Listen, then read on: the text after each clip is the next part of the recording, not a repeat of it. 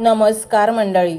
अतिविचार over thinking याचे दुष्परिणाम आणि लक्षणे आज आपण पाहणार आहोत. तर मंडळी, 1. दिवसभरात सारखा नकारात्मक विचार केल्यामुळे आपल्या शरीरावर त्याचा प्रचंड वाईट परिणाम होतो.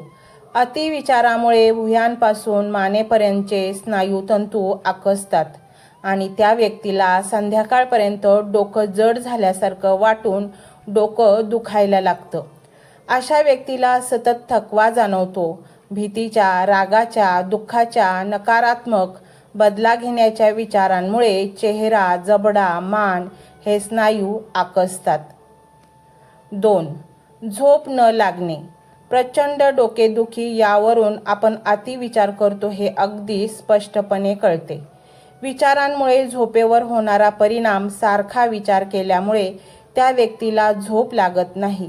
झोपेचा पहिला टप्पा म्हणजे झोपणे येण्यास सुरुवात होणे, परत तेच विचार आणि विचार आले म्हणून पुन्हा निद्रानाश, अशा चक्रात ती व्यक्ती सापडते. 3. स्वतःला सारखे प्रश्न विचारणे, तेच प्रश्न रिपीट करणे. असं का झालं, तसं का झालं, असं झालं तर काय, तसे झाले तर काय. मागे घडून गेलेल्या घटना किंवा त्या घटनांमध्ये दडलेला अर्थ शोधण्यात बराच वेळ घालवणे. भावनावश होऊन लोकांना सांगितलेल्या, घडून जुन्या पुराण्या झालेल्या गोष्टींचा विचार करत बसणे.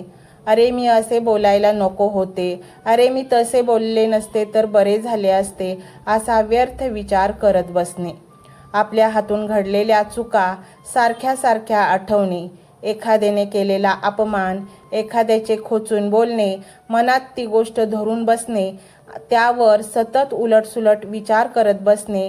अशा विचारांमध्ये स्वतःला सतत त्रास करून घेणे. यामुळे ती व्यक्ती एका चक्रव्यूहात अडकल्यासारखी होते. 4.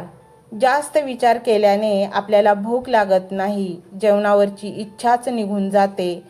तर अनेक लोकांना बद्धकोष्ठतेचा त्रास होतो. आपल्या सभोवतालच्या वातावरणात समरस न होणे, एकलकोंडे बनणे. सतत एकच विचारात गुंतलेल्या व्यक्तीची तंद्री लागू शकते.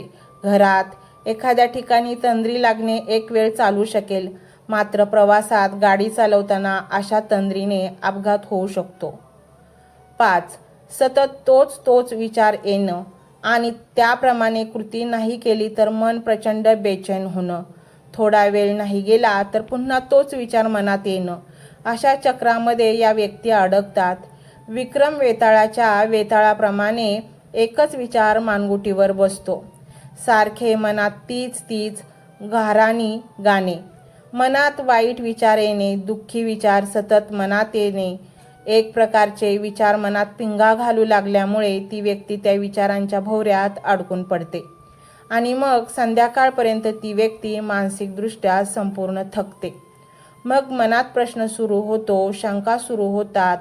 गॅस बंद केलाय का, नळ बंद आहे का, असे विचार मनात येऊन ती व्यक्ती अस्वस्थ होत जाते. अस्वस्थ झाल्यावर सतत कुलूप, नळ, गॅस तपासणे, जंतूची भीती वाटून स्वच्छता करत राहणं, यातच ती व्यक्ती थकून जाते. 6. अतिविचारामुळे काही लोक जास्त झोपतात किंवा काही लोक अतिशय कमी झोपतात. त्या विचारांपासून झोपेत असताना सुटका तर होते, परंतु त्यातच निद्रानाशाचे प्रमाण वाढते आणि काहींमध्ये अतिझोपेचे प्रकारही दिसून येतात. 7. भूतकाळातील एखाद्या गोष्टीमुळे व्यक्तीला प्रचंड मनस्ताप, दुःख, लाजिरवाणं, अपराधी, आपली चुकी असल्यासारखे सतत वाटत राहते.